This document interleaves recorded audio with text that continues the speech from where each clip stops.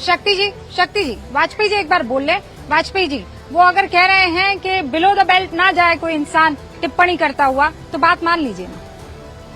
रूबिका जी ये रिकॉर्ड, रूबिका जी मैंने क्या कहा है, मैंने कुछ नहीं कहा, ये तो रिकॉर्ड की बात है ना जी। कोई रिकॉर्ड झुटला देगा क्या? कोई झुटला देगा क्या रिकॉर्ड को इसको?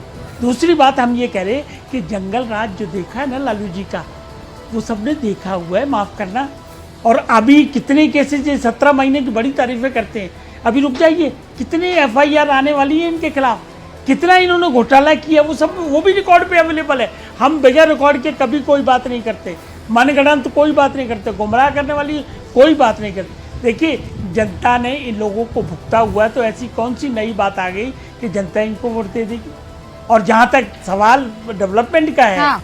डबल इंजन की सरकार काम कर रही है बिहार में, उसी का विश्वास बोल रहा है, मोदी के काम का विश्वास बोलता है।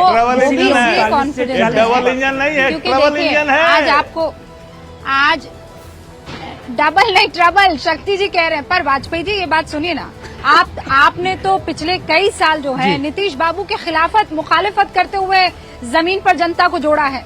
आज आपके लिए भी तो मजबूरी बन गए है ना, NDA का साथ देने के लिए आपको वो जहर का घूंट पीना पड़ा है ना। रूबिका जी नहीं, ये गठबंधन की मैच्योरिटी होती है।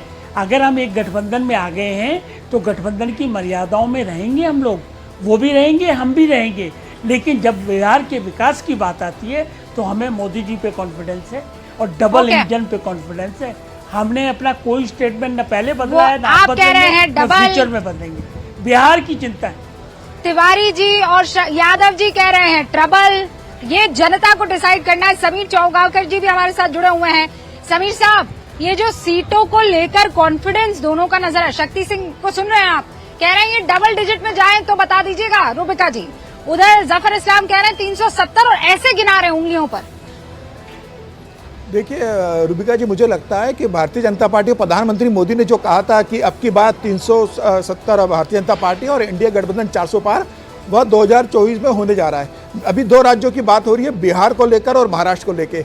मैं आपको महाराष्ट्र को एक बात बताना चाहता हूँ। महाराष्ट्र के अंदर उत्तर प्रदेश के बाद सबसे ज़्यादा सीटें 48 सीटें आती है, और महाराष्ट्र के अंदर उद्धव ठाकरे, शरद पवार और कांग्रेस के अध्यक्ष नाना पटोले 48 बार मीटिंग कर चुके हैं, 48 टाइम्स 48 सीटों के लिए, और अभी तक इनके बीच सीट शेयरिंग नहीं हो पाई है। यह बताता है कि इनके बीच किस तरीके से बातचीत चल रही है। उद्धव ठाकरे मातोश्री से निकलते हैं, सिल्वर ओक जाते हैं शरद पवार के घर पर। शरद पवार सिल्वर ओक अपने घर से निकलते हैं, मातोश्री उद्धव ठाकरे के पास जाते हैं, वड़ा पाव खाते हैं, चाय पीते हैं, बिस्किट खाते हैं, लेकिन सीटों पे बात नहीं बन पा रही है। भारतीय जनता पार्टी का जो गठबंधन है महाराष्ट्र के अंदर, जिसके अंदर अजित पवार है और जिसके अंदर एकनाथ शिंदे है, मैं आपको अभी बता दे रहा हूं रूबिका जी, 48 सीटों में से यह गठबंधन 42 सीटें जीतने जा रहा है। और भारतीय जनता पार्टी अपनी दम पर अगर 48 सीटें लड़ेगी बिना अजित पवार और बिना एकनाथ शिंदे के, तब भी भारतीय जनता पार्टी आज महाराष्ट्र के अंदर 35 सीटें जीतने की स्थिति के अंदर है।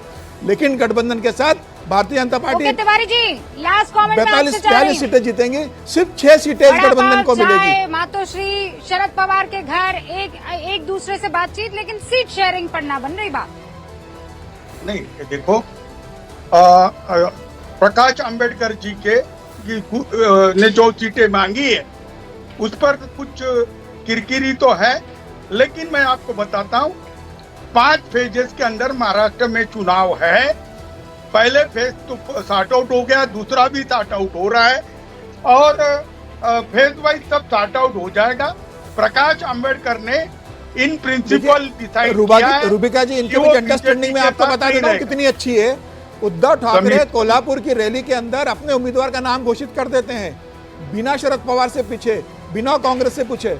कोल्हापुर की रैली में उद्धव ठाकरे ने अपने उम्मीदवार का नाम घोषित कर दिया, सातारा से अपने उम्मीदवार का नाम घोषित कर दिया, और अभी सीटों का डिस्ट्रीब्यूशन नहीं हुआ है। जो बिहार के अंदर स्थिति है, जो बिहार में है, जो बिहार में है ना, कि लालू प्रसाद बिना कांग्रेस के पूछे नाम घोषित कर रहे हैं।